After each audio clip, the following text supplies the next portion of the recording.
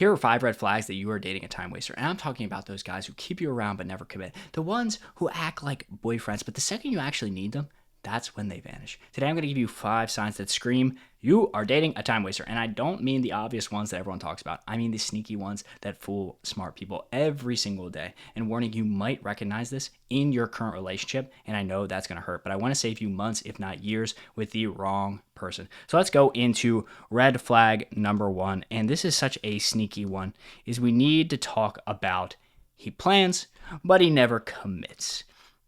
I call this a form called man speak, where guys kind of pontificate the future. They'll be, oh yeah, it'd be so great if we got sushi. And they might even name a day, but they won't give you the place. They won't give you the time. And it really starts to mess with your hand. So let's say he plans, but there is no commitment, but no commit. All right, so let's get into this. So here's what messes with many people's heads. He takes you on amazing dates, fancy restaurants, fun activities. He's a perfect gentleman. But when you try to make plans more than a week out, suddenly you're not sure what his schedule looks like. You think he's just busy with work. Oh, let's look at how much effort he used to put into the dates. But here's what's really happening. A man who sees a future with you plans with you, period. He's not so, oh yeah, maybe I would be free in 2-3 Tuesdays from now. And the guy that keeps planning you for just a weekday is not really a person that is open to dating you long term. They're keeping their options open. If they're only scheduling you on Tuesday night, there's somebody that really likely has a roster and they're like, when can I put Samantha in? Oh, situationship Sarah. Oh, she could go in on Wednesday. So let's go into number 2. And this is a very common one that we see a bunch, is you feel like you're auditioning. You feel like he's the prize. And that's just such a bad frame to be in right from the get-go, right? Because a guy that feels like he's the prize, a guy that feels like you need to chase him, is a person that has such an abundance of options that they're going to be a very difficult partner. Because if he's not even, chasing you at the very beginning, you're in a very tough relationship dynamic. So every text you get feels like you need to analyze. You're like, oh, what did I say that made him suddenly not want to schedule me on a date on the weekend? Every outfit gets chosen to impress him. You're walking on eggshells just to appear like the cool, casual girl that he wants. And meanwhile, he shows up whenever he wants. He says whatever he wants. He'll call you whenever he wants. Heck, he might even call you and be like, who are you with? He acts somehow like you are constantly performing to be in his good graces. And here's the truth. When a man is serious about you, you don't have to feel like you're constantly earning a place in his life. You want to feel secure. You want to feel wanted, and you want to feel not necessarily like you've won already. Because at the end of the day, courtship continues for forever. But you don't want to feel like, oh, if I just say this one thing right, oh, I don't want to make him mad. If you feel exhausted trying to be perfect for him, he's likely not the one for you. Because, yeah, it shouldn't feel this hard. Guys that really like you will do things for you. They want to impress you. And when you feel like you have to constantly impress him, there's nothing wrong with bringing your A game, right? But if you feel like, oh my gosh, this relationship will go wrong if I just say one bad thing, he'll leave.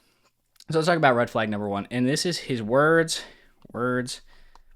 don't match the actions.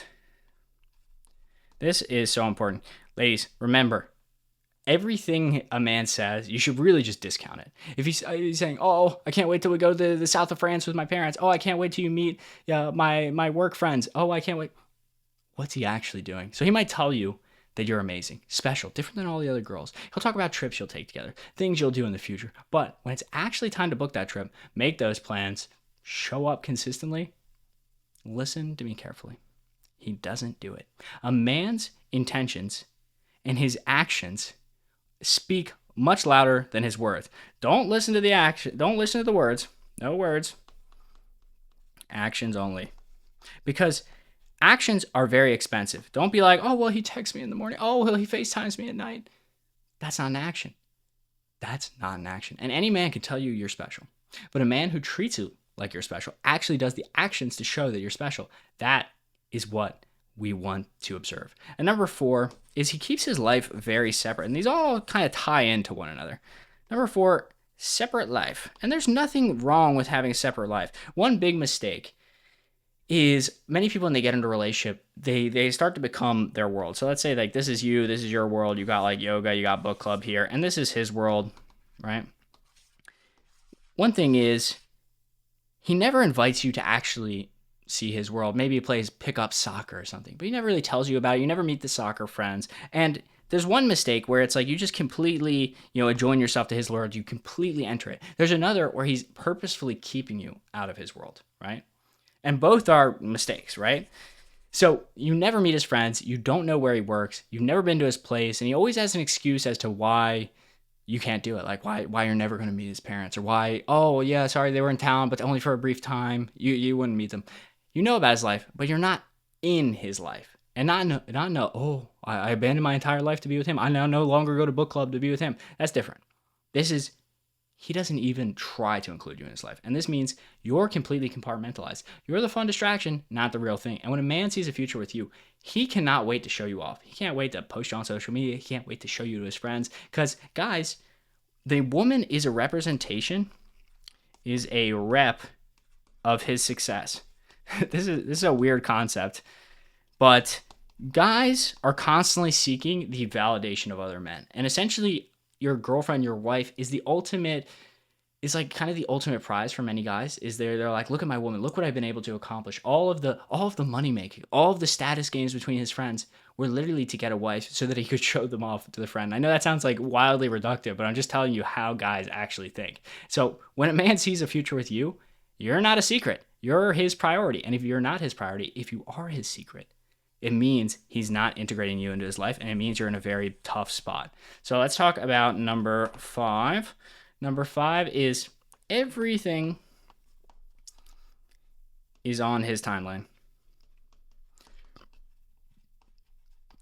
So his schedule equals your life. He texts you when he wants. He calls you when he feels like calling. He makes plan only when it's convenient for you. He really doesn't think about your schedule whatsoever. And hey, at the end of the day, a relationship is kind of in a gray area. You make some sacrifices, they make some sacrifices. There are no perfect solutions, there are only trade-offs. But when you need him, when you want to see him, is he suddenly so busy, so overwhelmed, he needs space. His needs are always a priority. Your needs are just an inconvenience. You're like the background music in his life instead of the main event. Yeah, you just feel like, oh yeah, you're just like some satellite state in his empire. That's not going to be good. And a man who's serious about you makes time for you, even when it's not convenient, even when it's busy. Now it's a bit of a toxic trick, but if you want a guy to test a guy, tell him you got to move, or tell him you have some issue popped up. A woman I knew used to say, oh, I need to get my tennis racket restrung. Can you take care of that? And she would give guys tasks because she would want to see. I know people say, oh, don't play games. I told you it was a toxic move.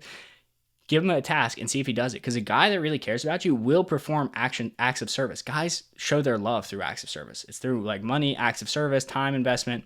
Because a guy that doesn't have a ton of time will do acts of service for you, will help you out a lot. Even when he's busy, even when he's stressed. There are CEOs that I know that are so unbelievably busy that get back to their wife and their woman very fast, surprisingly fast. You're like, dang, I thought you were in a meeting. So if you matter to him, he will make time for you. He will move around his schedule for you. Again, everything's a give and take. There's a lot of gray area in dating, but ultimately a guy that cares about you will do a ton for you. And every time waster follows these playbooks. They give you just enough to keep you interested, but never enough to keep secure. They keep you in the maybe zone, the zone of maybes. When you're looking for like a hell yes, I want to be in a relationship with you.